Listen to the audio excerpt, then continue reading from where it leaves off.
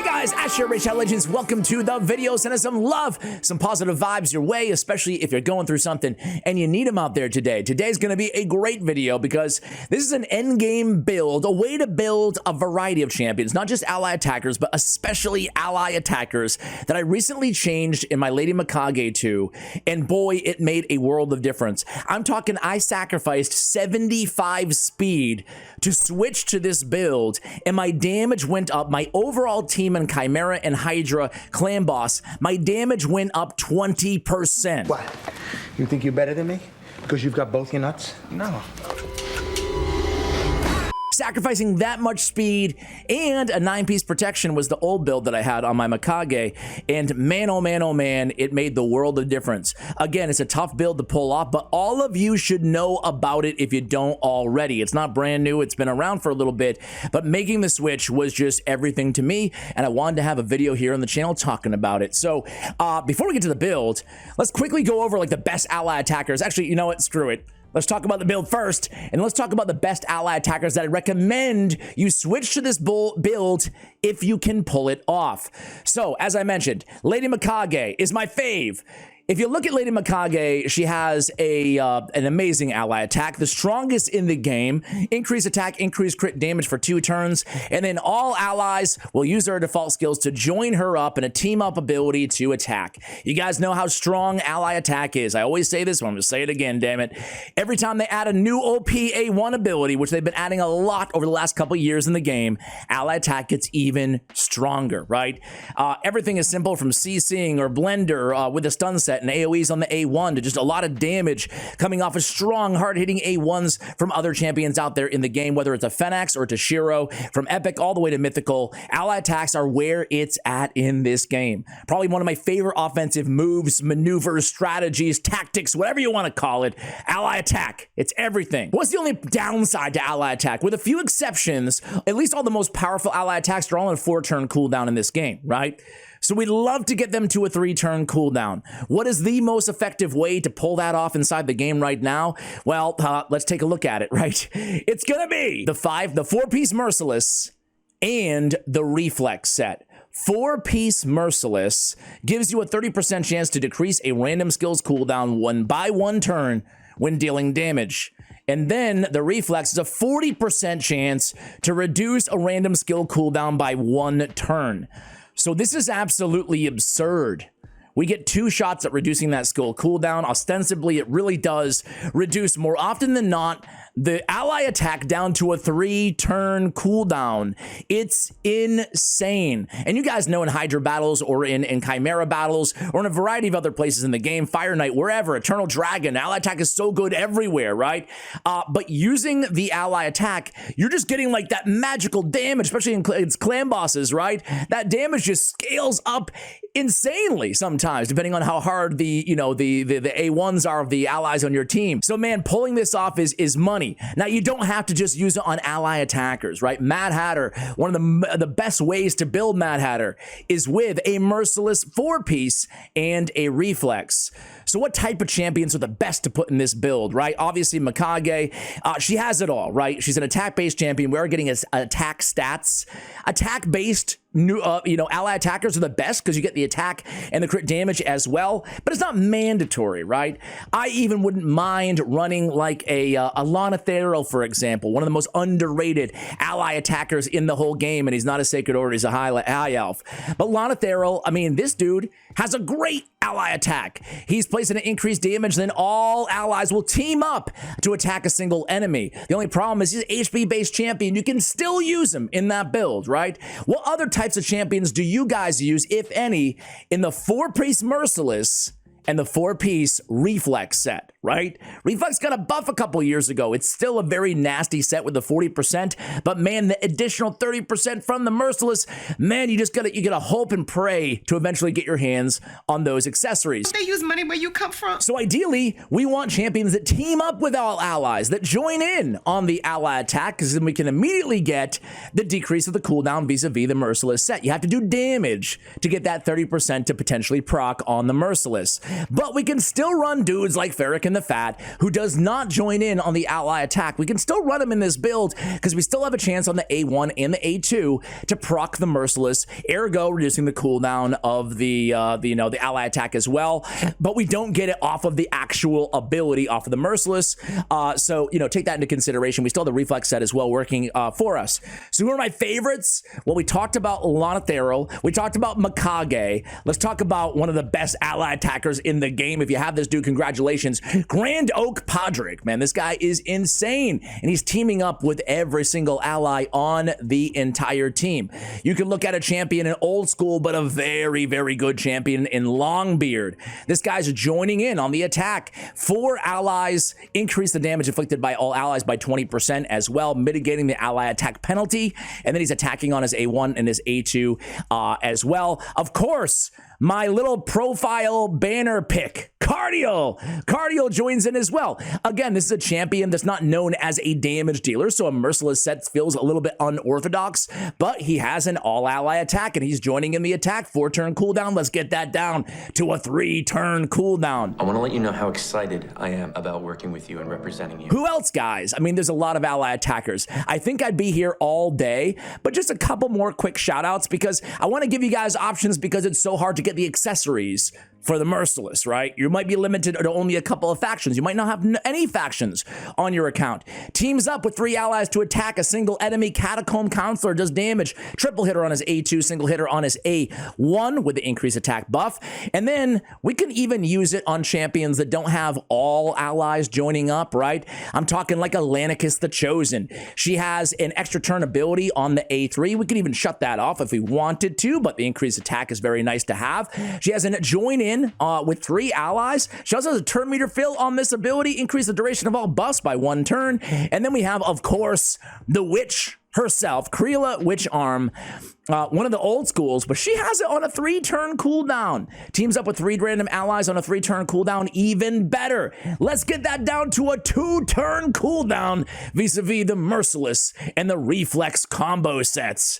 All right, guys, I'm gonna show you the build again one more time here.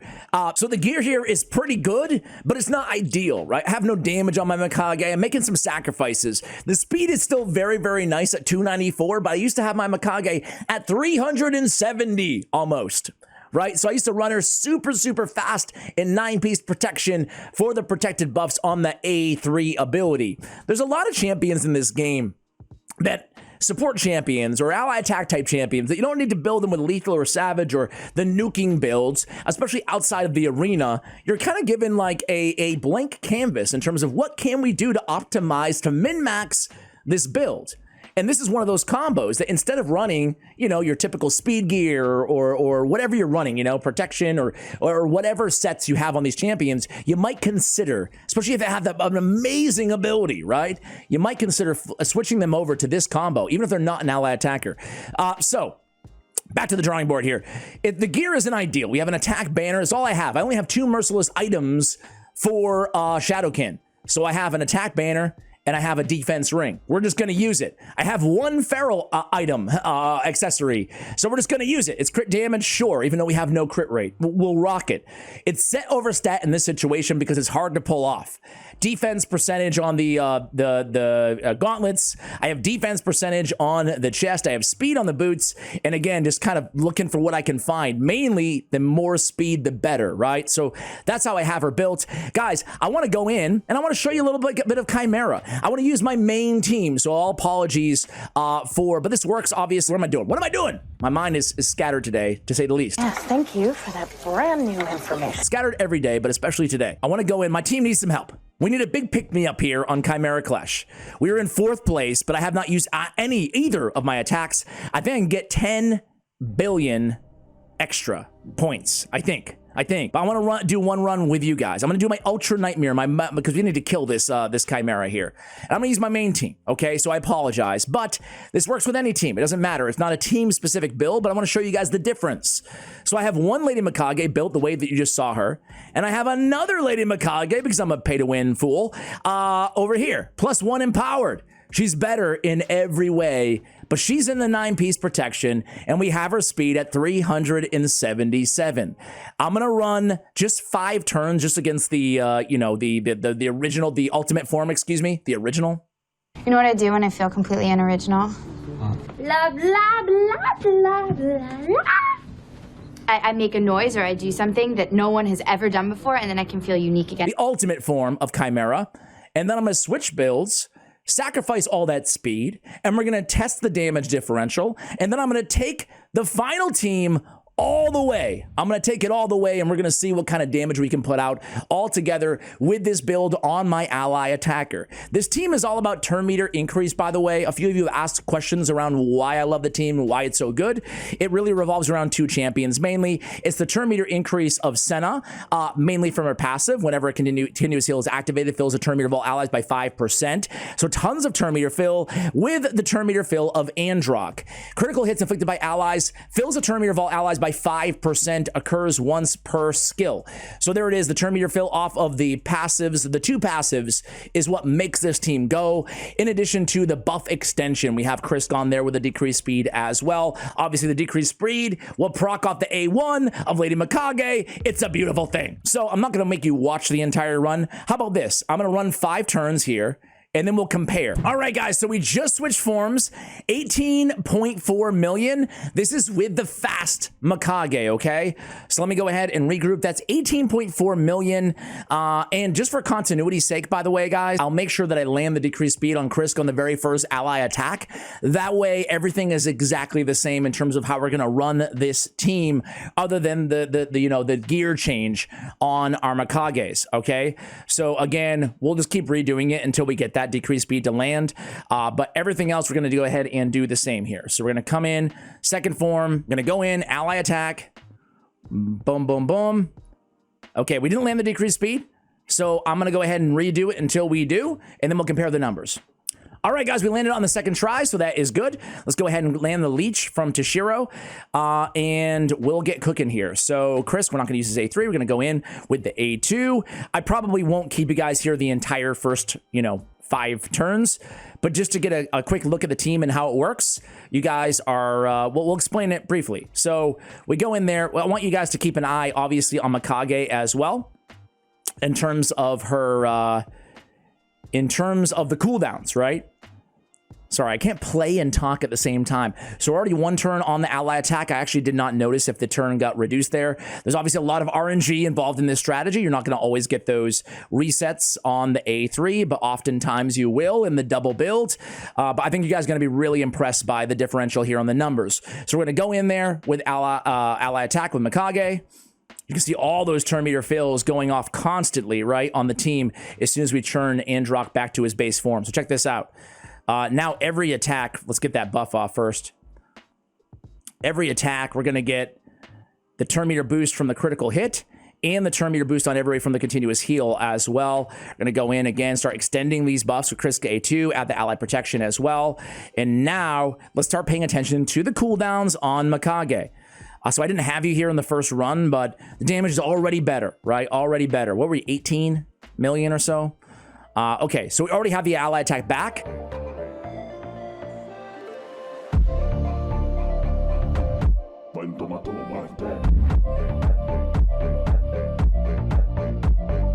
I didn't get a decreased cooldown that time, but we still have plenty more shots. So let's go into A2.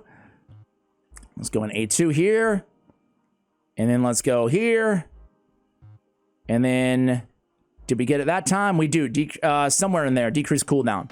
So we're already going to be back to the, it's really insane, the amount of cooldowns that we get, right? So let's go in. I just want to top everybody off. They were already topped off, my bad. So we got it. Sometimes we're going to get it on the Silken Snare again, but we got decreased cooldown again. That should make it available on the next turn, ally attack again. So we're getting it back to it pretty routinely, a turn faster on the ally attack. So she should be next. And then, get it on the Silken Snare. Womp womp. I should actually go in at this point. I should have saved that Silken Snare and just gone with the A2. You can see already we're scaling up beautifully despite my, my misplay. Now we get the ally attack. Go in there, get a bunch of turn meter fill off the ally attack. Go in here, 13 million in 3 turns. I'm gonna go A2. I'm gonna go A1. A2 into Shiro, a little bit more damage once we have the, I think everybody's good. Do we have 1 buff over here? Yeah. Let's grab it. Let's grab it. All right, so I'm gonna start using the A1 only on Mikage because I don't want the cooldown to go to the A2, and we already have enough extension on these buffs to last us, you know, the duration. We have other buff extenders on the team as well. So we're gonna come in here, we're gonna switch to the A1 only on Mikage, and then boom, we get back to our ally attack. All right, we're already over damage. We have 2 turns to go.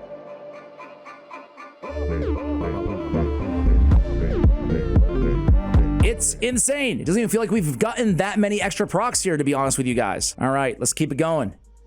The total damage output differential was absolutely absurd when I compared. Just gonna go A1. I did not notice, truthfully, if we got the proc on that last one. All right. Gonna go, all these buff removals is unfortunate, but again, we're gonna be able to get back to that increased attack pretty quickly. There it is, already 1 turn away again. So we did get it on that last one as well. Let's go A3, 24 million, looking pretty good. Gonna go there, and then I'm gonna cut in 2 seconds, and I'm just gonna do the entire run. So we're back to the ally attack yet again. Now we get increased attack back up onto Shiro, even though it was removed earlier. We're at 27 million. Okay, A2 there, A1 here, almost at turn 5. And again, 2 turns. Did we get a we did not get a decreased cooldown. Bad RNG. And I'm doing my best. I'm just doing my best. All right, keep it going. Turn 5, 31 million. Let's go A2. Let's go A1. Let's go A3. Let's get in. Oh, we already have it back. All right. Wasn't it 2-1? Man, my memory is clearly gone. Either way, the proof is in the proverbial pudding, isn't it? All right, A1, 34. Let's go 36. Can we get 36 here? Ooh. We can go A2. I think I can get back around to 1 more ally attack. Let's see. There, a turn meter boost there. Big turn meter boost. Little bit of turn meter boost. And then we go another ally attack.